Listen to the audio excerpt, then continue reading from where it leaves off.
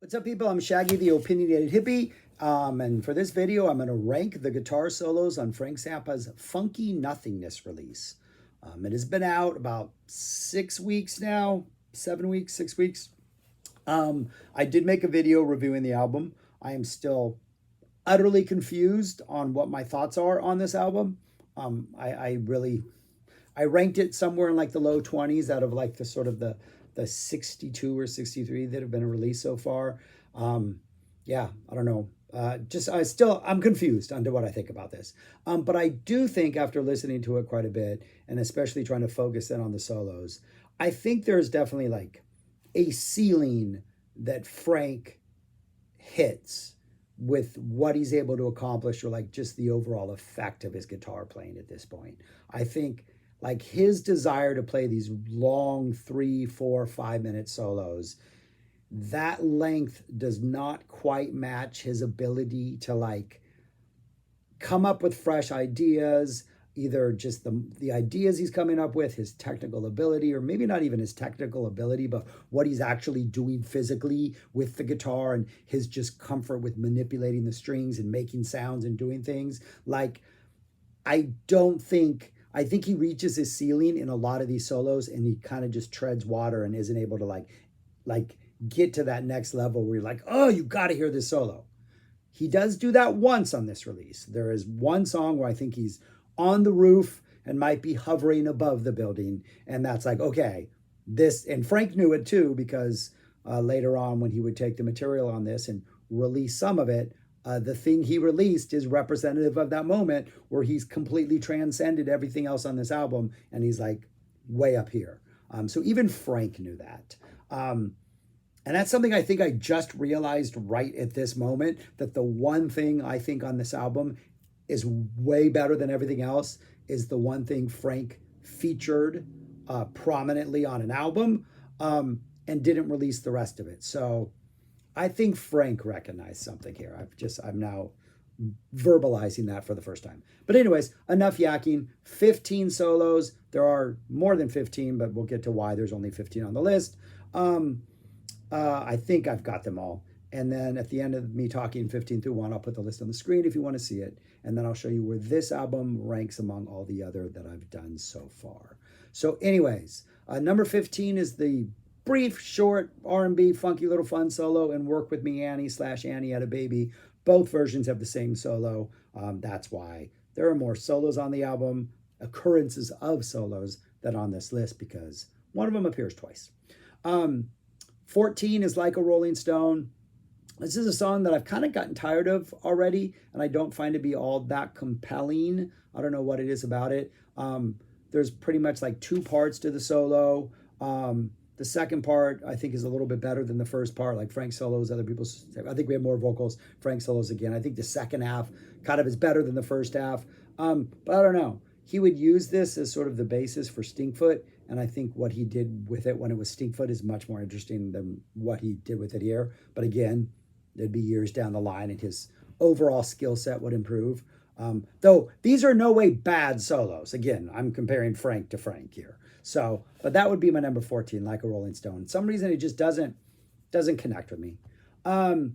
Number 13 is The Basement Jam, which I originally had at the bottom of this list. Well, where Like a Rolling Stone is. But then I went back and forth on those in a while. And I think I really do like The Basement Jam more than Like a Rolling Stone. I think Frank varies his attack a little more through often in this Basement Jam. It's just nice paced. The second half of the solo just finds a really good groove that he's able to just ride. And so I think it's just overall maybe doesn't start off as interesting as Like a Rolling Stone, but by the end of it, I think the overall experience is a little more of a satisfying solo than Like a Rolling Stone. Basement Jam. 12 is Moldred. So there are 4 tracks on here, which all come from the same epic jam, which is called Tommy Vincent. Tommy Vincent, right? Duo 1, Tommy Vincent Duo 2, Moldred, and then Tommy Vincent, the unedited master. Tommy Vincent 1 is, so the jam is like 22 minutes long. The first 4.5 minutes is Frank just on bass. Then you get this little break, and then it's just Ainsley playing drums. It's just, and then Frank picks up guitar, and the rest of it is Ainsley Dunbar on drums, Frank on guitar. Um, and so you get the full jam, you get an edited version of the jam, you get a edited version of just the bass jam, and you get Moldred, which is the jam with guitar with some overdubbed bass. And I think this is pretty interesting. I kind of wish he had done more of this kind of thing. It's shorter, but it's kind of effective. It's a good little instrumental. I just think it's pretty interesting. Number 11 is the full 22-minute jam called Tommy Vincent, the unedited master. This is the one track where it's just like would have benefited, I think, from having a bass player. I think with just Frank and just Ainsley, there's a good portion of it where it just seems like they're going crazy and maybe just trying to not get in each other's way as much as they're actually interacting with each other. There are definite moments where you can definitely hear them like kind of almost calling and responding. I think the last 3+ minutes is by far the most interesting. Ainsley cuts out at one point. Frank just starts playing some stuff, and then Ainsley comes in and seems a lot more responsive to Frank. And the last 3.5 minutes just kind of groove and hit a little bit harder. But there are good sections in like the middle third, which I'm just kind of like waiting for interesting ideas to roll around and just kind of daydream a little bit. And it just, I think it would have been better had the guitar solo, I think, would have been more interesting with the bass player. Though I will say, I didn't rate the bass solo on here. The bass part of it, the first 4.5 minutes, I think is pretty interesting and pretty good. And Frank does a pretty good job of playing bass and laying down a little funky groove. So that's kind of entertaining, but I did not rank that. Number 10 is Tommy Vincent Duo 2. This is an edited version of the big epic 17-minute guitar solo, essentially. They're picking some of the best parts, some of the best ideas. But even here, I do think the presence of a bass player, especially with sort of the overall energy and intensity of the guitar playing, would have benefited this a little bit. Number 9, I have Twinkle Tits. And then at number 8, I have Twinkle Tits, Take 2. They're both pretty good solos. The rhythm section, I think, is a very buoyant, very like bouncy rhythm section. So I think it keeps Frank's energy up and energy kind of high. The first one, both of them kind of, start off and develop ideas patiently. And then we kind of just build an intensity as we go. The rhythm section, again, is doing a really good job of supporting Frank through this. But again, this is one of those instances where I just think it's maybe a little too much Frank. Like, I just think he doesn't quite have like whatever he needs to have these prolonged, lengthy solos to sustain these ideas. These are really good solos. Like, I really, really enjoy them. But at some point, it seems like we do reach like, we hit the ceiling and aren't able to surpass this. Number 7, Khaki Sack. Awesome little instrumental with an absolutely great swinging. Frank is dancing, feeling good. Like, this is something Frank does really well at this era. It's just find a really sweet pocket within a rhythm section and just dance and enjoy himself and bring the positive energy. Khaki Sack just feels absolutely amazing.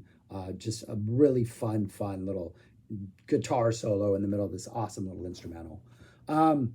Both number 6 and number 5 are Charlena's. You have the 1970 record plant mix and you have the unedited master. The record plant mix, the solo, you're missing like 6, 8, 10 seconds here and there, sort of ideas that maybe aren't like, the connective threads between like melodic ideas or motifs or, spectacular runs and stuff like that. And so I like those connecting threads. Like, I don't think they need to be edited out. When Frank is on a roll and he's doing well, you want those little things, kind of like if you're watching like downhill snowboard jumping, you have those little rail runs and stuff, which maybe they don't get the most points for or aren't going to win them a medal, but you still need them anyways to kind of like build momentum and, connect the entire run. So I like the unedited master a little bit more. But I do think these two songs, the solos 100% benefit by like just the overall groove and the band behind them. They're both really fun, really good listens. But yeah, and they're just very, the composition, they're very tasty performances. Number 4, number 3, and number 2 are all Chunga's Revenges. Number 4 is the basement version, which has the most low key, awesome, just really the groove is so amazing. Probably one of the more cleaner but very powerful beginnings to the solo before Frank starts to like really dig in.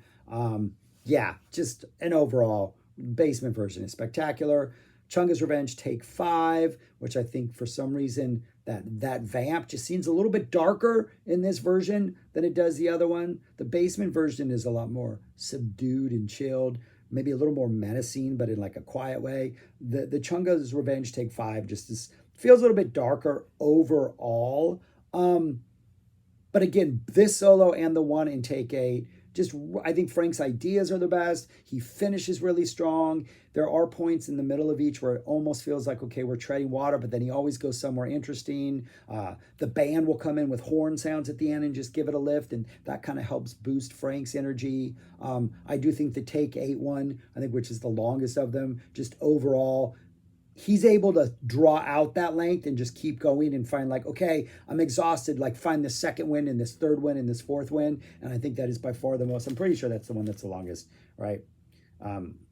But it's just so not that much longer than the other ones, but maybe Frank's able to just pull those ideas out a little more. But I do think it's the longest. But Take 8, I think, is just a little more satisfying, a little more. I mean, I guess Frank's already done 7 other versions where Frank's able to like build on what he's done before and just explore new ideas and keep pushing it. And so Take 8, I think works the best out of the Chunga Revenges. And then number 1, this is when he's like broken a hole in the ceiling and then built a structure on top of the roof and then gets in a hot air balloon and maybe floats away a little bit, is Transylvania Boogie. This is heaven. It's just the perfect. This is the full version of the song that appears on Chunga's Revenge. This is the song that he was like, yeah, this is one thing I need to release. It is really only the last like 5.5 minutes, 6 minutes of it. But it's like you get the main sort of Transylvania Boogie theme. Frank plays an absolutely amazing solo. You get some other stuff happening. Then Frank comes back in with just the part that we know from Chunga's Revenge, which, even if that had been the entirety of this, I think deserves to be a number 1 on this release, because just that last 5.5, 6 minutes is like some of Frank's best playing, some of his best ideas, some of his best execution of an idea. But the soloing that comes before that is as spectacular. It's just more, doesn't have quite the melodic sort of quality and the sort of such classic ideas that the part we know of as Transylvania Boogie has. But that first part of the solo, it's the vibe, the tone. There's a sinister quality to it that's maintained throughout. The band in the back. This is the one time I think Dunbar, the drummer, is definitely restrained at times throughout a lot of these, but I think this is when he's the most restrained, or he's a very powerful, energetic drummer, and that energy does seem to be a little bit contained a little bit, or just more focused. So there's an evil, intense drive to almost this entire thing. Like Transylvania Boogie, this release had to happen, if for no other reason than to get this full Transylvania Boogie. Like this is an all-time solo, if you ask me, the entirety of it. So I am happy for the release because of this alone. Still grappling with how I feel about everything else. But anyways, that's what they all look like in the order in which I rank them by my favorite. Yeah, and I do think, like, going down the list, Transylvania Boogie, obviously just next level, but the Chunga's Revenge is helped by that vamp, by just having that really, really incredible groove over which to solo. Charlena, such a buoyant, fun, just that energy, like, helps Frank. Khaki Sack is another one which has Frank's able to dance and move. And I think the further we get down the list, the more we get to some more standard vamps or standard grooves or things in which the song itself, the rhythm itself, the vamp that they're playing isn't able to lift Frank up as much as like that Chunga's Revenge bass line, man. I'm sorry. That's just so fantastic. And the vibe of Transylvania Boogie, the energy of Charlena. I think those things, Frank's able to make the best of those things and elevate his solos to like their peak because of what the band is giving him. And the more we get away from the band being able to like bring him up, the band is always great, no complaints, they're never bad, but what they're doing in the background if it's not as special as some of this other stuff. I feel the solos tend to tread water a little bit. And where would I rank this album among the other 34 that I've done? Right there, number 18. So below the middle half, one below actually the first one in the second half at this point, right? Maybe kind of a little bit, or exactly right in the middle, maybe? Exactly right in the middle. Right above Chunga's Revenge, because we get the full Transylvania Boogie. Yeah, right there. Yeah, still utterly confused on this release. But yeah, putting it at number 18, people. Number 18. But anyways, that's enough. Let me know what you think of the solos. Let me know your rankings. If not all 15, your top 5, maybe. Definitely what your favorite one is. I'm interested because I always want to go back and listen to stuff with fresh ears and see if I can find the joy that other people find, because that just makes all music better. But anyways, that's all I got. Thanks for watching. Subscribe, like, share, comment below, and go listen to Transylvania Boogie, people, because that thing is amazing. Peace. Talk to you later.